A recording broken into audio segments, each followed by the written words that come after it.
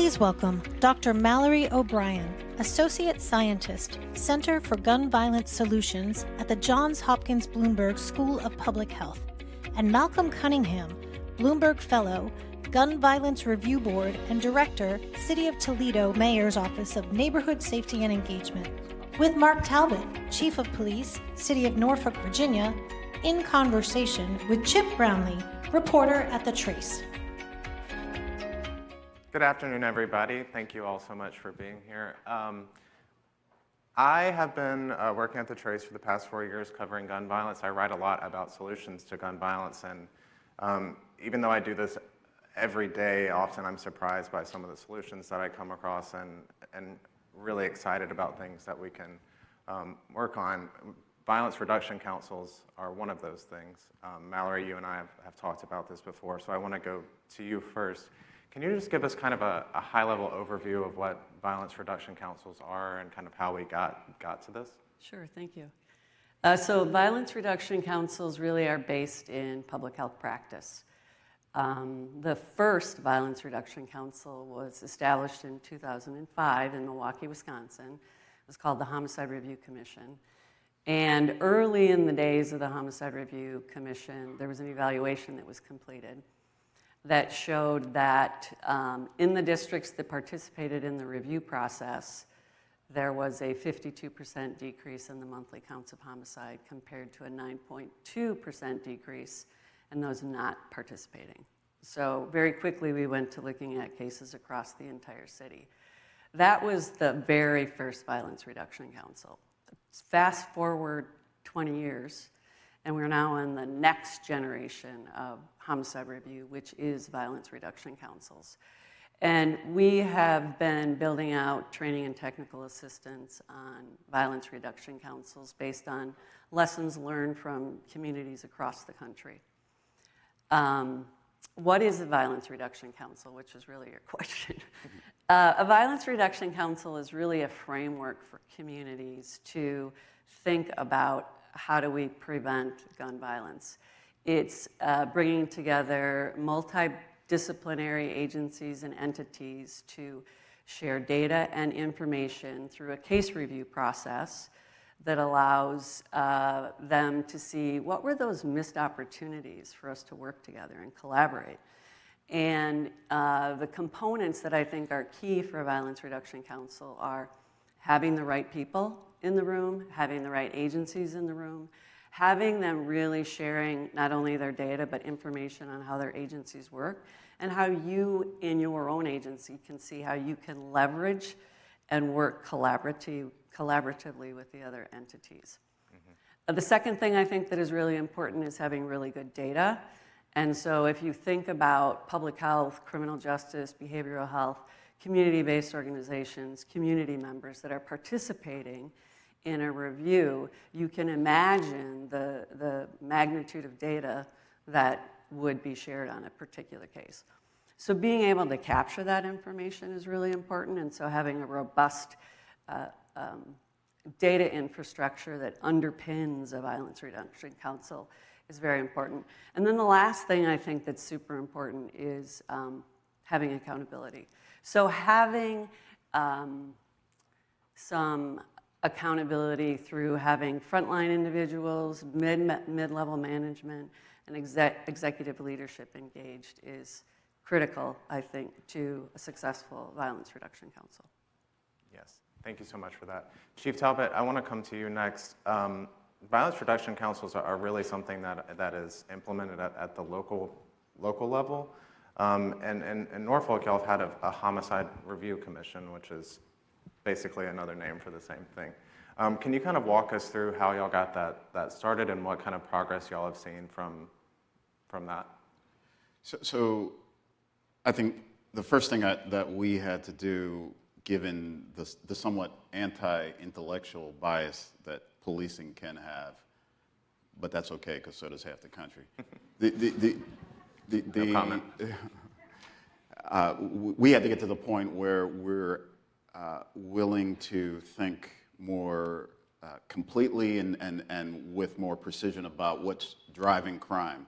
If you're, in other words, if your model gun violence is it's all about bad guys or girls with guns, you ultimately don't get to the complexity that you need. So injecting ideas into the organizations that I've been a part of, talking about things like economic deprivation and marginalization and the impact in some communities of the compounded suffering, and how it's those communities that ultimately are generating a disproportionate amount of the violence. Once you start to look at public safety through the lens that allows for that complexity, now you can overlay a strategy similar to what was described and move the organization and move the city forward in reliable ways. So that's been really effective for us. Could you talk a little bit about collaboration? Because one of the things I've talked to people working on gun violence in communities across the country, and one of the things that always comes up is, people often feel like their work is in silos, or they're, doing something and they don't really know what the organization down the street is doing or what the police department is doing. Has the Homicide Review Commission, that helps y'all kind of break down any of those silos and work on collaboration between the police department and other stakeholders? It absolutely has. Policing, again, can be a closed society, and in the closed society that it tends to be, the language and the ideas aren't necessarily conducive to having great partnerships. You might not be surprised to know that we're not great hosts all the time. So having a structure and stakeholders that are sitting with us at the table and adding new language and new ideas has been very helpful. Malcolm, what are y'all doing in Toledo? And could you talk to us? I imagine setting up a strategy like this can be difficult, and there's probably challenges that you encounter in doing that. And could you talk a bit about the technical assistance aspect of this and what you've learned from your work in Toledo? Yeah, absolutely. We've received extensive technical assistance actually from Dr. O'Brien was standing up a Violence Reduction Council in Toledo. So she's come on the ground, she's met with us bi-weekly for the past year or so, and has been able to provide us guidance with setting up that data system that underpins everything, with determining who the right people are to be in the room with you, those key stakeholders, and has just been an incredible resource throughout. So it's been really critical to have her on board and to have the support of the Bloomberg American Health Initiative. Thank you. Fundamentally, I think what everyone's trying to do is serve the community, right? I mean, at the end of the day, the point behind the Violence Reduction Council is to reduce violence. And I'm wondering, what kind of feedback have you all gotten from the community stakeholders that you're working with? I don't love the word stakeholder, but all the other organizations that you're working with, the people on the ground in the communities that are most affected by gun violence, have they given you feedback about this model, and what have you learned from that?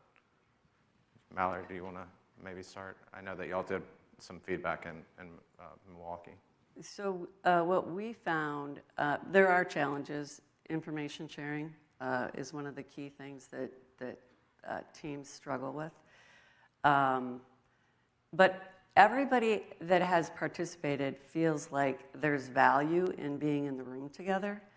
And even if you don't have every agency sharing information, getting them in the room and hearing the same thing at the same time and having them be part of the solution, people really appreciate having that ability to help drive some of the strategies. And they also appreciate that something is actually happening, that they see movement, that the strategies that are identified and developed are actually being implemented. Malcolm? And with us, we know that lived experience is expertise. We also know that communities are often exhausted by planning, by meetings, so they've been able to engage and see that there is actual progress on the recommendations and that there's a willingness to convene across these different stakeholder groups. We have grassroots folks that have been on either side of the gun. We have the police chief that's involved. We have our public housing we have all of these different stakeholders that are just willing to support and engage. So they're excited about it. They're willing to move forward, and they want to see actual action happen. So I'm curious if you have any thoughts on how you make sure you have follow through on the action aspect of things? Shared accountability in a public setting and having a return to whatever those goals and those recommendations are.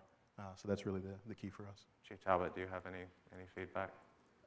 Having having somebody at the table who is typing minutes and is helping to track agreements so that the folks who say that they're going to do something actually do it. I think very often our strategies and our approaches to reducing gun violence fails in the most mundane ways possible. You just didn't knock on the door. You didn't actually do the interview. You didn't actually build the relationship or follow through in that particular neighborhood, and it was simply a failure to honor one's word. Mallory, really quickly, could you tell everybody, y'all have a toolkit that people can access to learn more about violence reduction councils. How can they find that? We have, just Google Violence Reduction Councils. But it was funded through the Bloomberg American Health Initiative. It's a toolkit. We have training. We are supporting communities across the country. So if anybody's interested, reach out. But one of the things that's been really exciting is that because we've been doing this work now for some time, we were just awarded a grant from the U.S. Department of Justice to use the Violence Reduction Council model to look at multiple casualty shooting events that are occurring in our cities across the country. And looking at the intersection of these multiple casualty events and community violence intervention. So we will be piloting that in 5 communities across the country. I think that's a great note to end it on. Thank you, everybody.